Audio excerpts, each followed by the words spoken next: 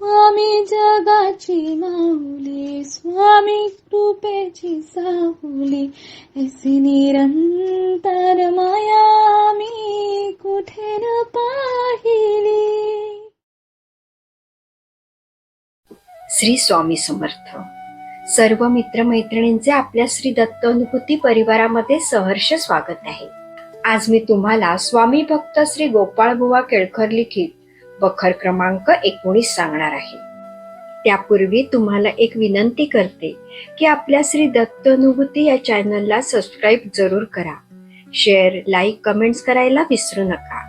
आणि तुमच्याकडेही दैवी अनुभव असतील तर ते आपल्या 9137411207 या नंबरवर व्हॉट्सअप करा.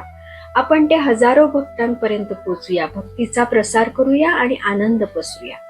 श्री स्वामी समर्थ. बखर क्रमांक 19.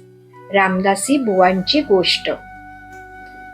श्री स्वामी समर्थ महाराज मंगलवेढ्याला असताना ते नेहमी पंढरपूर, बेगमपूर, चळांबे वगैरे जवळच्या गावी जात येत असत. चळांबे हा गाव पटवर्धनांचा आहे. एके दिवशी श्री समर्थांची स्वारी चळांब्यास रामदासी बुवांच्या मठात गेली. तेथे भोजन करून महाराज 2 प्रहरी निद्रिस्त झाले. रामदासी बुवांना काही काम असल्याने मठाचे दार बंद करून त्याला कुलूप लावून ते बाहेर गेले. पुढे सायंकाळच्या सुमारास श्री स्वामी समर्थ भीमा नदीच्या वाळवंटात खेळत बसलेले लोकांनी पाहिले. चळंब्याला भीमा नदी आहे.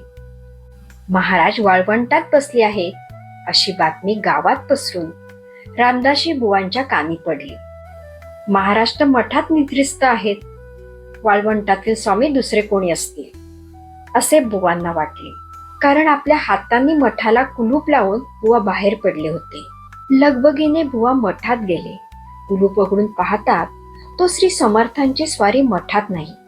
बुवांना आश्चर्य वाटले. मठाला दुसरा दरवाजाही नाही, बाहेर पडण्यास मार्गही नाही. दरवाजाला स्वहस्ते कुलूप लावले असून त्याची किल्ली आपणाजवळ आहे. महाराज मठाबाहेर कसे गेले याबद्दल बुवांचा काही तर्क झालेना. शेवटी महाराजांच्या अगाध लीलेबद्दल बुवांना आश्चर्य वाटले. वाळवंटात जाऊन बुवांनी महाराजांचे प्रेमपूर्वक दर्शन घेतले व ते त्यांना गावात घेऊन गेले. येथे बखर क्रमांक 19 समाप्त होते. श्री स्वामी समर्थ.